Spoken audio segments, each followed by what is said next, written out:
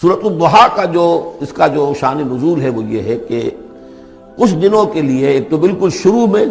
جو رک گئی تھی فترت وحی، اس کے علاوہ پھر ایک موقع آیا ہے کہ کچھ عرصے کے لیے بہت دن گزر گئے تو جبرائیل نہیں آیا، اور آپ کے اوپر ایک شدید قسم کی جو ہے وہ پریشانی طاری ہو گئی۔ کچھ لوگوں نے بھی طعنہ دینا شروع کر دیا، کچھ عرصے سے محمد تم نے کوئی نئی وحی نہیں سنائی، کیا ہوا تمہارا شیطان کیا چلا گیا بس اب؟ کوئی ایسا بھی بتایا گیا کہ ایک دفعہ کئی راتوں تک آپ رات کو اٹھے نہیں، تو کہا وہ تمہارا شیطان تمہیں چھوڑ گیا ہے۔ کوئی ساتھ کے رہنے والی عورت جو تھی کہ رات میں نے سنی نہیں تمہاری کوئی پڑھنے کی جو تم پڑھا کرتے تھے، شاید شیطان تمہیں چھوڑ گیا ہے۔ خود آپ کو جس قدر ایک اشتیاق رہتا تھا کہ وہی آئے اور آپ کی وہ روح کو جو ہے مزید اور غذا اور تر و تازگی جو ہے وہ مسلسل ملتی رہے، اس کی وجہ سے یہاں تک آتا ہے کہ حضور فرماتے کہ اس درجے میں رنج اور غم میں تھا کہ میں سوچتا بربنائے طب بشری، اس درجے حضور کے اوپر جو ہے یہ شاخ گزر رہا تھا کہ وہی کیسے بند ہو گئی،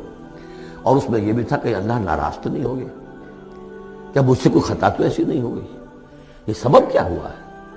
یہ ہے وہ کیفیت کہ جس کے اندر یہ آیتیں نازل ہو رہی ہیں۔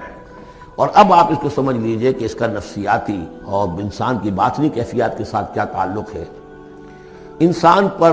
دو طرح کی کیفیات طاری ہوتی رہتی ہیں، جیسے میں نے پہلے ایک دفعہ آپ کو بتایا صدیق اور شہید کے درمیان جو فرق ہے بنیادی، کہ کچھ بنیادی طور پر لوگ ایکسٹروورٹس ہوتے ہیں، کچھ بنیادی طور پر انٹروورٹس ہوتے ہیں۔ ایکسٹروورٹس کھیل کود بھاگ دوڑ، لوگوں سے ملنا جلنا، گفتگو ہے، اسے دھکا دے دیا، اس سے مذاق کر لیا، اسی میں وہ خوش رہتے ہیں، بڑے مگن رہتے ہیں، تنہائی انہیں کاٹ کھانے کو دوڑتی ہے۔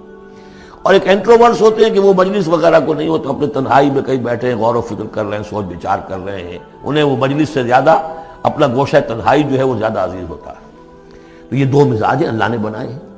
اسی طرح ہر انسان کے اوپر آلٹرنیٹلی کچھ کیفیات آتی ہیں جس کو ہم کہتے ہیں میرا موڈ آف ہے، ایک طرح کا قبض سا ہو جاتا ہے طبیعت میں بندش سی ہوتی ہے، کسی وقت اسی شخص کے اندر پھر انشراح سا ہو جاتا ہے، پھر ہنسنے بولنے کو جی چاہتا ہے، گفتگو کرنے کو جی چاہتا ہے۔ تو یہ کیفیت جب انسان کی روحانی زندگی سے متعلق ہو جائے تو اس کو پھر صوفیہ نے نام دیا قبض اور بسط۔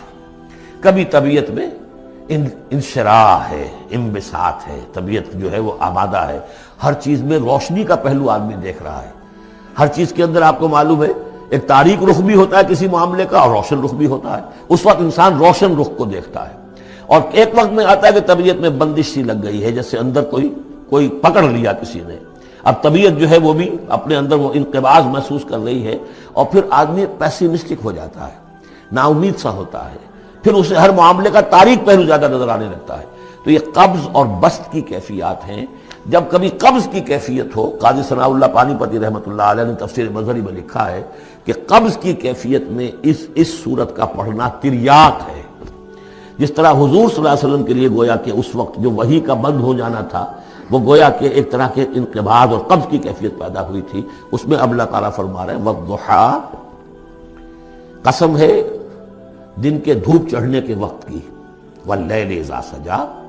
اور قسم ہے رات کی جبکہ وہ چھا جائے یا ساکن ہو جائے، سجا کے دونوں معنی ہے سکون۔ اب دیکھیے ان دونوں کو کیوں لائے، اس لیے کہ صبح ہے، حرکت ہے، برکت ہے، چلنا ہے، دوڑنا ہے، ہر شخص جا رہا ہے، ادھر جا رہا ہے، ادھر جا رہا ہے، رات کو سکون ہو گیا، تاریکی چھا گئی اور شور ہنگامہ ختم ہو گیا۔ لیکن یہ رات اور دن دونوں ضروری ہیں انسان کے لیے، یہاں کا نظام چلانے کے لیے۔ اگر رات ہی رات ہوتی تب بھی یہ دنیا نہ چلتی، اور دن ہی دن ہوتا تب بھی نہ چلتا، تو رات بھی ضروری ہے۔ اسی طریقے سے نفس انسانی کے لیے کبھی کبھی قبض کا وقفہ بھی ضروری ہے۔ آپ اسے یہ نہ سمجھیں کہ اللہ تعالیٰ ناراض ہو گیا، یہ بھی ہماری تربیت کا ایک یوں سمجھیے کہ ایک جز ہے۔ ما ودعک ربک وما قلی، آپ کے رب نے آپ کو رخصت نہیں کیا ہے، نہ ہی وہ آپ سے ناراض ہوا ہے۔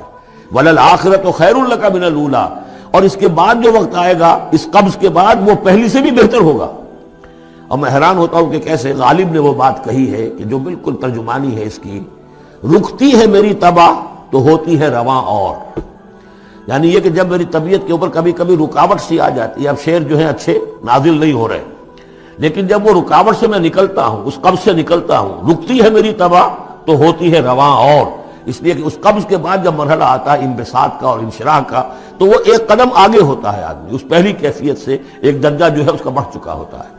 وَلَلْآخِرَةُ خَيْرٌ لَكَ مِنَ الْأُولَىٰ، یقیناً پچھلی ہر گھڑی، ہر ساعت اور ہر قبض کے بعد آنے والا انبساط آپ کے لیے پہلے سے اونچا درجہ لے کر آئے گا۔ وَلَسَوْفَ يُعْطِيكَ رَبُّكَ فَتَرْضَىٰ،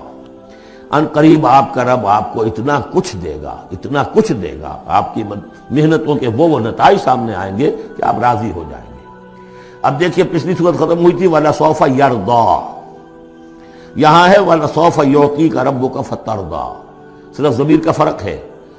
کیونکہ صدیق پر وحی نہیں آتی، براہ راست خطاب نہیں کیا جا سکتا، وہاں وہ صیغہ جو ہے وہ غائب کا ہے، وَلَسَوْفَ يَرْضَىٰ۔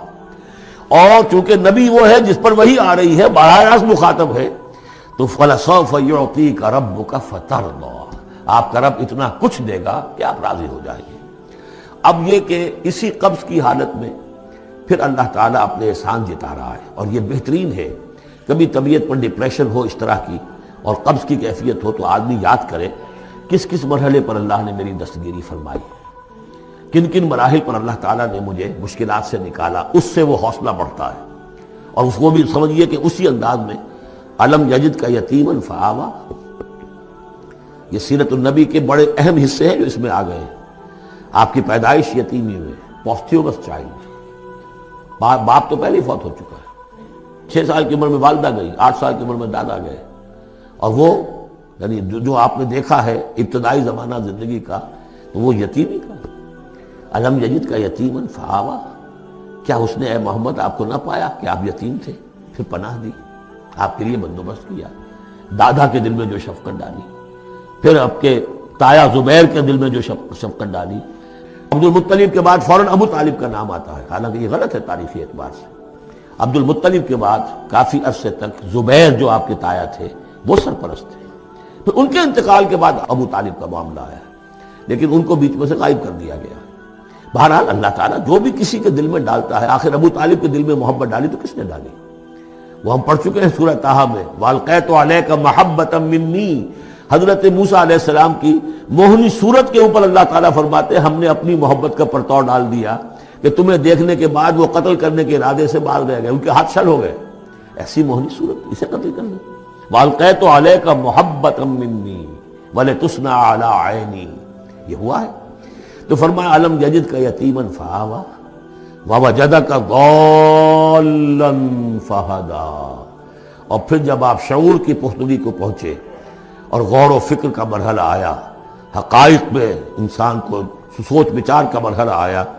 اور آپ کو دیکھا کہ آپ تلاش حقیقت میں سرگرداں ہیں، تو ہدایت دی۔ وہ آگے آ جائے گا، بہت قریب پہنچ گئے ہم، اقرأ بسم ربک الذی خلق، وہ مرحلہ جب آئے گا۔ وَوَجَدَكَ عَائِلًا فَأَغْنَىٰ، اور پایا آپ کو تنگ دست تو غنی کر دیا۔ کس طرح سے راستہ پیدا کیا ہے خدیجہ الکبریٰ رضی اللہ تعالی عنہا نے، جو بھی ان کے آپ کے محاسن دیکھے کتنی گرویدہ ہوئی ہیں۔ بڑے بڑے سردار قریش کے جو ہے ان سے نکاح کے خواہش مند تھے، انہوں نے خود جو ہے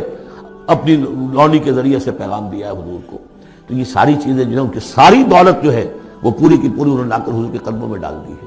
وَوَجَدَكَ عَائِلًا فَأَغْنَىٰ فَأَمَّا الْيَتِيمَ فَلَا تَقْهَرْ، تو اے نبی تقاضے ان تینوں چیزوں کے کیا ہیں؟ ہم نے آپ کو یتیم پایا، پناہ دی، اب آپ بھی یتیم کی سرپرستی کیجئے، کسی یتیم کو اس کے اوپر کوئی جبر نہ ہو، سختی نہ ہو۔